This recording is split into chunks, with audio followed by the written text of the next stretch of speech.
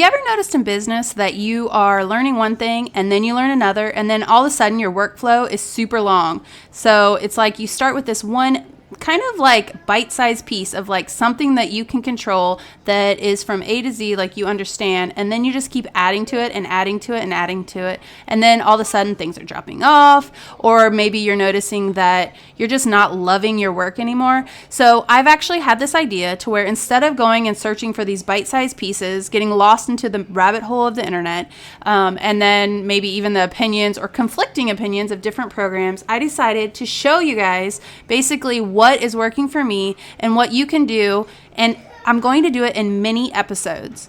Now, this audio is not going to be up to par, like especially like how my normal episodes are, because this is real life. The inspiration struck and I wanted to get this out to you guys fast. So if you're not already in my Facebook group, you're going to want to go over there. It's Multi-Passionate Mompreneur. And you are going to want to be there because I am going to be recording exactly what I'm telling you about. And so you can see the screen and how I do this so that you can kind of do it step by step. Now, Thea's in the background. You're going to hear her. She's 18 months, actually 19 months.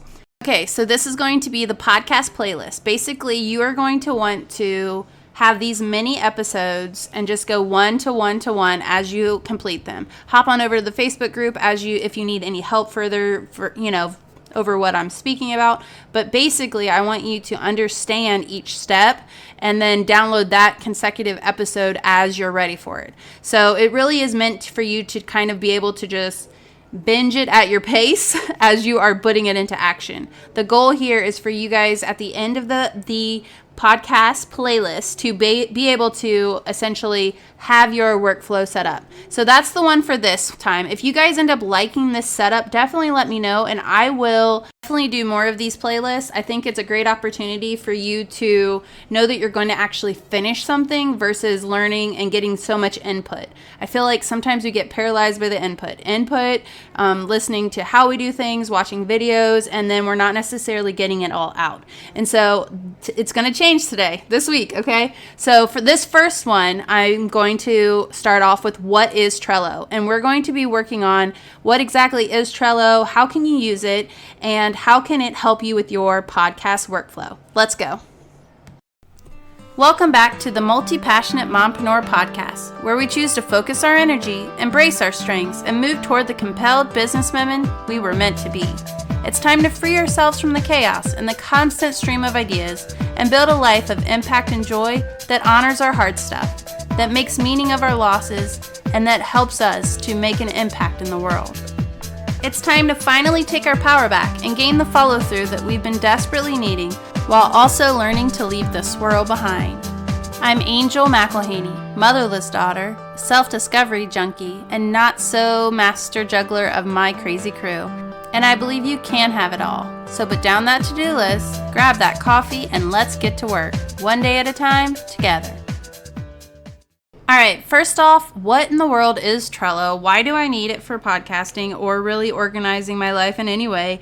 And how much is it going to cost me? Because is anyone else tired of all the little $10 here, $12 here, $8 here, all these little tiny things that, on its own is not much money, but when you add in all of these little tiny things, it can be kind of expensive after a while, right?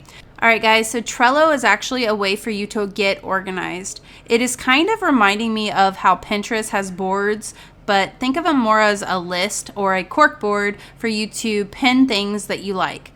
Very similar to Pinterest in some ways, for sure. But what I really love about it for me as a busy mom, remember, 4 kids, guys, multiple passions, so multiple things that I want to be able to do with my time, then what this does for me is, number one, I love that I can use it on my phone and also on a desktop. I do love the benefit of being able to see it all laid out and be able to take the time to work on my computer. But let's be real, life is busy, and sometimes I need to be able to be rocking Thea, or maybe she fell asleep on me because she does not nap very well in her bed, but or maybe something like that.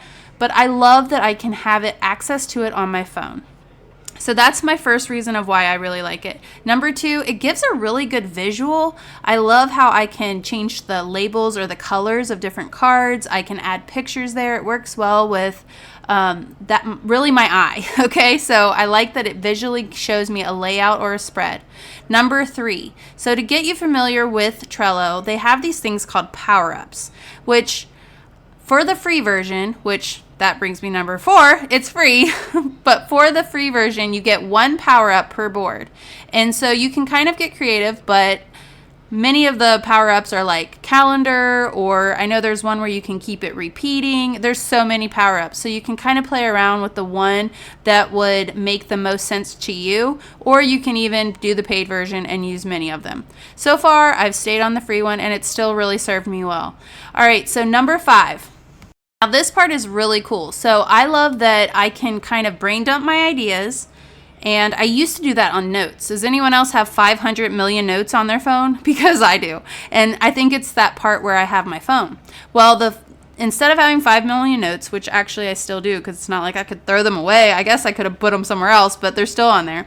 But what I do now is I go into Trello and I can actually put my ideas where they, like almost in categories. So for a podcaster, I have different categories for my content, and so I can put my ideas when inspiration strikes, or when I see something that I really like, or when I see a way something's done that I really love, or even inspiration or a quote I love, anything like that. Like I can grab it and just pop it into this Trello board so that I can see it all in one space. It organizes it, it categorizes it, and I love that. And the cool thing about this is you can then take this card and it moves. So all your ideas can start on one board, and you touch it with your mouse or your finger if you're on your phone, and then you just drag it over to the board that you want it. So this works really great for workflows to me, because you can literally take an idea and move it over to,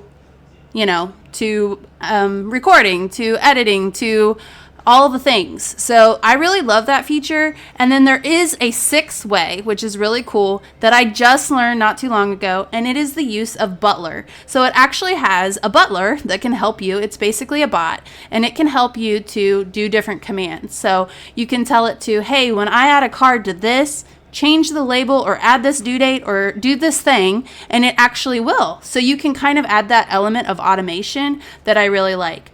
So those are the 6 reasons on why I'm using Trello. If you'd like to see what this looks like over on my Facebook page, you can see a little video showing you kind of a quick overview of Trello. All right, so you have 3 action steps for this first module of this mini-sode series. So step 1, download Trello. Play around, get familiarized with it. Now, don't go over on YouTube and search every single video that was ever made, because that's how we get lost in the rabbit hole. But number 2, go on Facebook and find me at Multi-Passionate Mompreneur and check out the video I uploaded on basically what I use, especially for this mini-series, so that you can know and be familiar with each of the functions that I talk about.